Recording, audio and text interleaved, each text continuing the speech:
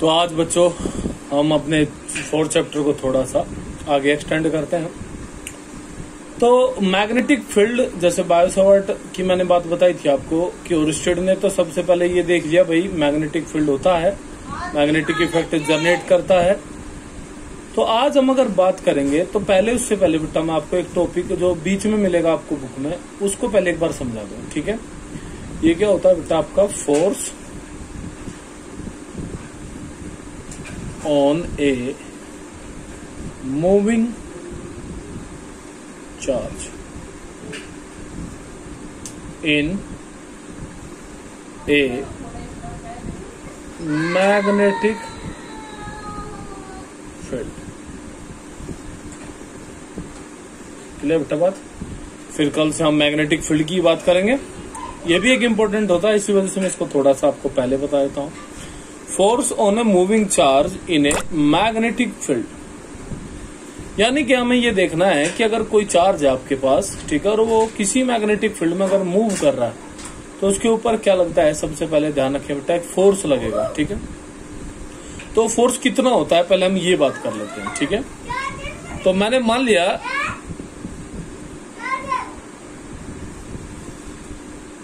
लिया कि ये जो है बेटा आपका, मान लिया 3 एक्सिस है हमारे पास इस टाइप से, और इसमें ये जो हमारा एक्सिस है ये मैग्नेटिक फील्ड को मान लिया रिप्रेजेंट करता है आपका, ठीक है।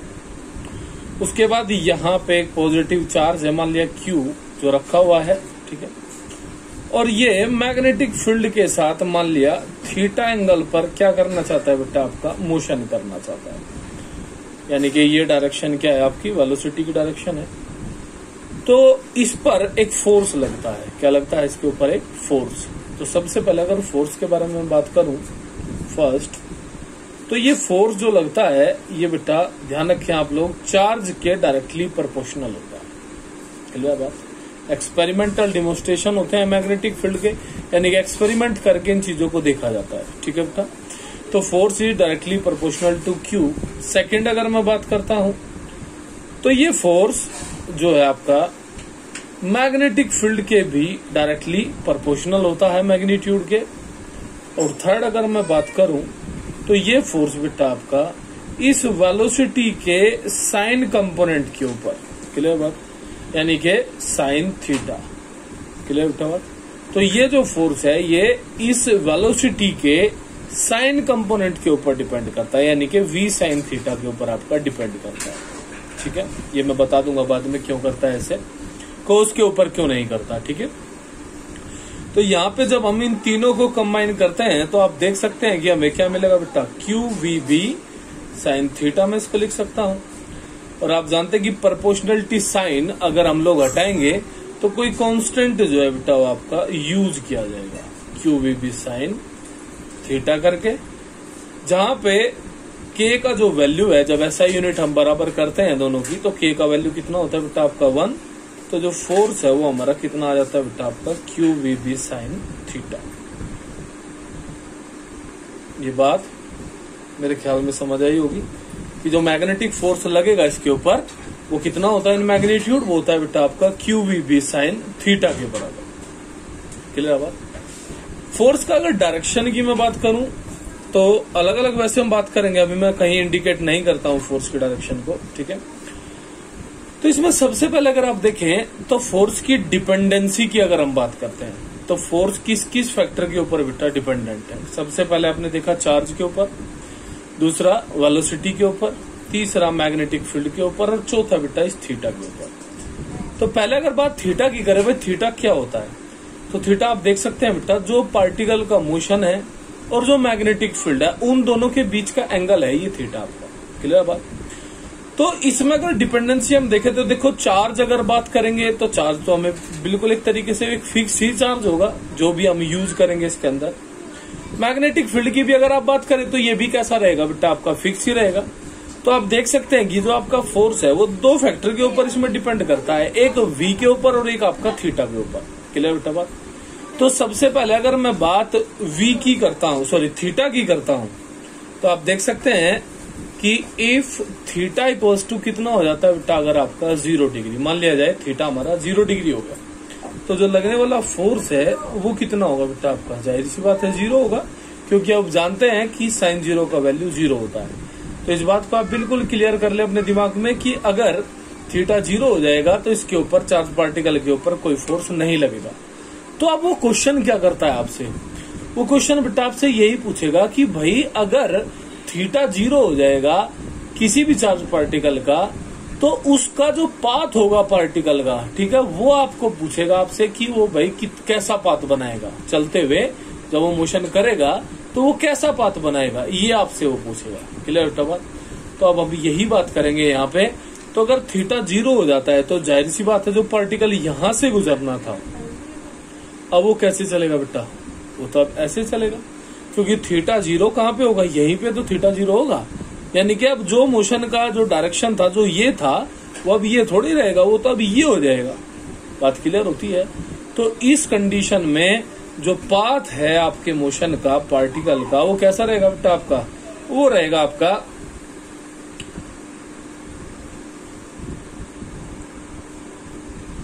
तो ये जो पाथ है बेटा आपका वो कैसा रहेगा, आप देख सकते हैं, ये रहेगा बेटा आपका स्ट्रेट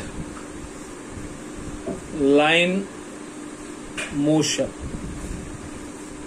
क्लियर बात, straight line motion in the direction of magnetic field. Clear बेटा बात।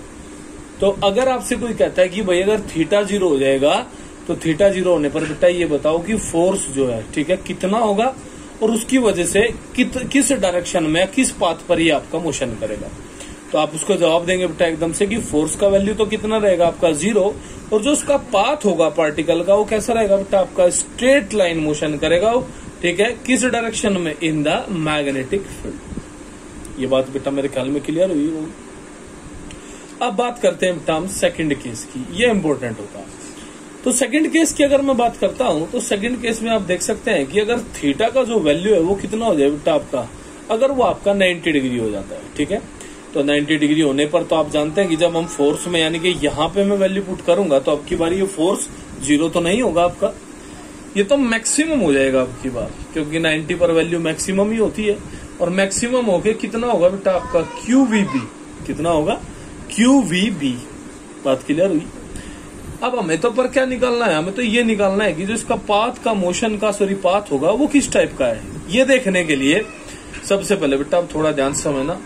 मैंने मान लिया कि जो मेरा ये मैग्नेटिक फील्ड में ऐसे ही कर रहा हूं, ठीक है, जिससे आपको ये मैं इसलिए कर रहा हूं जिससे आपको ये अच्छे से समझ आ जाए, ठीक है। तो मैंने मान लिया, चलो मैं यहाँ पे अच्छे से आपको दिखाई दे जाएगा, मैं यहाँ पे बना देता हूँ, ठीक है। मैंने मान लिया कि ये जो मैग्नेटिक फील्ड ऐसे है, मैंने मान लिया बेटा ये थोड़ा ऐसे डाउनवर्ड मैग्नेटिक फील्ड है मेरे हिसाब से। क्लियर बात, ऐसे मान लिया। मैं आपको बता दूं जो क्रॉस होता है बेटा वो डाउनवर्ड मैग्नेटिक फील्ड को रिप्रेजेंट करता है, ध्यान रखिए इसको भी, क्योंकि मिलेंगे आपको सब चीजें बुक में, जिससे आप कंफ्यूज ना रहे। ये जो आपका क्रॉस मैंने बनाए हैं ये किस चीज को रिप्रेजेंट करता है बेटा, डाउनवर्ड मैग्नेटिक फील्ड, यानी कि नीचे की तरफ को। अगर डॉट लगा मिले कहीं पे ऐसे dot dot dot dot dot, तो ये किस बात को रिप्रेजेंट करते हैं बेटा, मैग्नेटिक फील्ड का डायरेक्शन, लेकिन किस डायरेक्शन में, अपवर्ड डायरेक्शन में। इसको भी आप ध्यान रखें। तो मैंने मान लिया कि जो मैग्नेटिक फील्ड है ये आपको समझाने के लिए हो रहा है बस काम, और कुछ नहीं, ठीक है। ये जो मैग्नेटिक फील्ड है मैंने मान लिया बेटा किधर को है, मान लिया डाउनवर्ड, नीचे की तरफ को है, ठीक है। अब आपने देखा कि आपका जो एंगल है, यानी कि पार्टिकल जो मूव कर रहा है वो कितने एंगल पे कर रहा है बेटा, 90 डिग्री पे। तो जाहिर सी बात है अगर मैग्नेटिक फील्ड नीचे होगा तो 90 डिग्री कैसे होगा बेटा, 90 डिग्री तो ऐसे होगा। यानी कि अगर मैं अपने चार्ज पार्टिकल को यहाँ पे मानता हूं तो उसकी वेलोसिटी का क्या डायरेक्शन रहेगा, जाहिर सी बात है ये डायरेक्शन होगा बेटा या नहीं होगा, ये बात बता दो, आप क्लियर रहेगा, ठीक है। तो अगर इसका ये डायरेक्शन होगा, और आप जानते हैं कि जब ये परपेंडिकुलरली मूव करेगा इसके ऊपर, तो आप जानते हैं कि फोर्स भी लगेगा इसके ऊपर। तो सबसे पहले उस फोर्स का डायरेक्शन मैं देख लेता हूं। तो मैं आपको बता दूं बेटा, फोर्स का डायरेक्शन देखने के लिए जब आपके पास दो चीजें होंगी तो आप यहाँ पे यूज करेंगे बेटा फ्लेमिंग का जो आपका लेफ्ट हैंड रूल होता है। क्लियर बेटा बात, फ्लेमिंग का जो आपका लेफ्ट हैंड रूल होता है, ठीक है। तो फ्लेमिंग का लेफ्ट हैंड रूल हमें क्या बताता है, फ्लेमिंग का लेफ्ट हैंड रूल हमें बताता है बेटा कि ये वाली जो उंगली है आपकी, ठीक है, ये किस में होती है बेटा आपकी, ये होती है करंट की डायरेक्शन में। बात क्लियर है, ये वाली उंगली किसको बताती है बेटा? मैग्नेटिक फील्ड की डायरेक्शन को। तो अंगूठा जो बताता है वो लगने वाले फोर्स की डायरेक्शन को बताता है, लेफ्ट हैंड का। क्लियर है बात? तो अगर मैं इस चीज को यहाँ पे अप्लाई करके आप लोगों को दिखाऊं तो आप देख सकते हैं कि मेरी ये वाली उंगली अगर आपका पॉजिटिव चार्ज है तो उसके मोशन को भी रिप्रेजेंट करती है। ये पॉजिटिव चार्ज की अपोजिट जो सेम डायरेक्शन होती है, सॉरी ठीक है, नेगेटिव से अपोजिट और पॉजिटिव के सेम डायरेक्शन ही करंट की डायरेक्शन होती है। तो आपने देखा कि ये करंट को ही बताती है। तो या तो आप ये कह लो कि पॉजिटिव चार्ज का मोशन जिस डायरेक्शन में उसी में तो करंट होता है, ऐसे भी तो बोल देते हैं। इलेक्ट्रॉन के अपोजिट होता है, तो हमारा चार्ज कैसा है? पॉजिटिव है। तो यानी कि इसमें यही वाली उंगली किस चीज को और रिप्रेजेंट करेगी बेटा? आपकी मोशन को भी यही बता देगी आपकी। क्लियर है बात? तो जब मैं इस चीज को अप्लाई करूंगा तो मैं इसको अप्लाई करके दिखाता हूं आप लोगों को। सबसे पहले ये वाली उंगली किसमें? मैग्नेटिक फील्ड में। क्लियर है बात? ये वाली उंगली, ये बेटा थोड़ा दिखाई नहीं दे रहा है, देखो मैं यहाँ पे करके दिखाता हूँ। यहाँ पे आप मेरे ख्याल में थोड़ा देखने की कोशिश करें। ये वाली जो उंगली है बेटा, ये ऐसे तिरछा कर लेता हूँ। ये वाली जो उंगली है, ये मेरी किस में है बेटा? आपकी ये वाली देखो, ये वाली उंगली किस में है बेटा? ये वाली है, मान लिया मैग्नेटिक फील्ड डाउनवर्ड है। ये किधर को है बेटा? ये वाली होगी मोशन में। तो आपका जो अंगूठा है आप करके देखिए वो किधर को आएगा? वो आएगा बेटा इधर को। आप देख सकते हैं जैसे मार्कर है ऐसे। क्लियर है बात? तो यानी कि ये जो फोर्स लगेगा इसका डायरेक्शन कैसे होगा बेटा? आपका इस टाइप से लगेगा ये फोर्स। क्लियर है बात? तो अगर फोर्स इस पे इस टाइप से लगेगा तो ये पार्टिकल क्या बाहर निकल पाएगा? इससे नहीं निकल पाएगा। ये थोड़ी देर के बाद कहां पहुंच जाएगा बेटा? यहाँ पे, क्योंकि ये फोर्स निकलने ही नहीं देगा। ये तो एज ए सेंट्रीपिटल फोर्स काम करेगा फिलहाल। अब ये जो वेलोसिटी का डायरेक्शन है वो कैसा हो जाएगा? ये वाला। और अगर ये हो गया तो ये ऐसे घूमेगा। अब फोर्स किधर लगेगा बेटा? इधर, यहाँ पे, इधर। तो आप देख सकते हैं कि ये किस तरीके से घूमना शुरू कर देगा बेटा? आपका ये सर्कुलर घूमना शुरू कर देगा। तो आप ध्यान रखेंगे कि अगर आपका परपेंडिकुलर एंगल बनेगा तो जो मोशन है जो वो कैसा हो जाएगा बेटा? आपका सर्कुलर।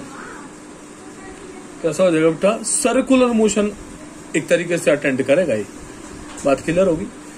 तीसरी अगर मैं बात करूं, थर्ड क्या है बेटा आपका? कि थीटा ना तो 0 है और ना ही क्या है बेटा आपका 90 डिग्री है। यानी कि ना तो 0 डिग्री, ना तो पैरेलल और ना 90 डिग्री। बात समझे? इन दोनों के बीच में कहीं कोई लाई कर रहा है, जैसे 45 हो गया, 68 हो गया, 60 हो गया, 35 हो गया, इस तरीके से। ठीक है? तो तब क्या होगा? तो अगर ये एंगल कितना भी हो जाए तो आप देख सकते हैं कि इस एंगल के ऊपर अगर मैं वेलोसिटी का कंपोनेंट तोड़ता हूं तो ये वाला कंपोनेंट बेटा कितना हो जाएगा? आपको पता है कि ये v cos थीटा हो जाएगा। और ये जो है ये कितना हो जाएगा बेटा? आपका ये v sin थीटा हो जाएगा। तो आपने देखा कि अगर 0 था, क्लियर बेटा बात? अगर 0 था तो आप जानते हैं कि 0 के केस में ये वाला जो फैक्टर था ये आपका 0 हो चुका था। क्लियर बात? साइन वाला। क्लियर बेटा बात? जब आपका 90 हुआ तो ये 0 हो गया, ये रह गया। क्लियर बात? लेकिन अगर थीटा आपका कुछ भी हो इनको छोड़ के तो फिर तो ये भी होगा और ये भी होगा, क्योंकि 90 या 0 को छोड़ के बाकी सब पे तो जितनी भी चाहे कोस हो चाहे साइन हो सभी की वैल्यू होती है या नहीं होती। यानी कि हमारी ये वेलोसिटी भी काम करेगी और हमारी ये वेलोसिटी भी काम करेगी। और आप जानते हैं कि जब वेलोसिटी ये होती है, ठीक है, कोस वाली, तो मोशन कैसा होता है बेटा आपका? Straight line motion. कैसा होता है? Straight line. और जब साइन वाली काम करती है तब मोशन कैसा पड़ा है आप लोगों ने? सर्कुलर। तो यहाँ तो दोनों लग रही है, तो अगर यहाँ पे दोनों लगेंगी तो मोशन कैसा होगा बेटा आपका? ऐसे। यानी कि ये आगे भी बढ़ेगा और क्या करेगा बेटा? ये घूमेगा भी, आगे भी बढ़ेगा और घूमेगा भी। तो इसको बोलते हैं बेटा आपका हेलिक्स। क्या बोलते हैं? हेलिक्स इसको बोला जाता है। तो जब आपका थीटा, कोई भी थीटा हो जाएगा, क्लियर बेटा बात? थीटा कुछ भी हो जाएगा आपका, तो तब बनेगा बेटा आपका हेलिकल पाथ। कैसा पाथ? हेलिकल पाथ बेटा इसको बोलते हैं। बात समझ में आती है? ठीक है? तो ये हेलिकल पाथ बनाता है, इस बात को आप लोग ध्यान करेंगे हमेशा के लिए। तो अगर थीटा आपका 0 है तो कैसा पाथ बनेगा बेटा? स्ट्रेट लाइन मोशन होगा। किस डायरेक्शन में? मैग्नेटिक फील्ड की डायरेक्शन में। दूसरा अगर 90 डिग्री हो जाएगा तो कैसा पाथ बनेगा बेटा? सर्कुलर पाथ बनेगा। और अगर आपका थीटा हो जाएगा तो कैसा पाथ बनेगा बेटा? हेलिकल पाथ बनेगा। इस बात को आप ध्यान रखें। क्लियर बेटा बात? यहीं पे दूसरा अगर फैक्टर हम देखें, दूसरा फैक्टर क्या था बेटा आपका? वेलोसिटी था। तो वेलोसिटी में ये 2 तरीकों से डिपेंडेंसी है। या तो वेलोसिटी क्या हो सकती है बेटा? इंक्रीज हो सकती है, और या वेलोसिटी क्या हो सकती है बेटा आपकी डिक्रीज हो सकती है, या तो वेलोसिटी इंक्रीज हो सकती है और या वेलोसिटी क्या हो सकती है बेटा डिक्रीज। तो इन दोनों ही केस में ये स्पाइरल बनाता है। क्या बनाता है? स्पाइरल। देखे भी होंगे आपने, जैसे पानी में पत्थर मार देते हैं उनको स्पाइरल बोलते हैं। तो अगर ये इंक्रीज होगा तो कैसा स्पाइरल बनेगा बेटा? Increasing spiral. इंक्रीजिंग स्पाइरल कैसा होता है? ऐसा देखिए, ऐसे बढ़ता चला जाएगा स्पाइरल, ऐसे बढ़ता चला जाएगा। क्लियर बेटा बात? और अगर वेलोसिटी डिक्रीज करेगी तो कैसा होगा बेटा? आपका डिक्रीजिंग स्पाइरल बनेगा उस टाइम पे, यानी कि स्पाइरल घटता चला जाएगा। बात समझ में? तो इसको भी आप ध्यान रखें कि अगर वेलोसिटी में चेंज करते हैं तो अगर इंक्रीज करोगे तो इंक्रीजिंग स्पाइरल बनेगा, और अगर डिक्रीज करोगे तो क्या बनेगा बेटा? आपका डिक्रीजिंग स्पाइरल बनेगा। ठीक है, इसको बेटा एक बार पढ़ के देखिए, समझ में आए ना तो कुछ पूछ लीजिए। ठीक है।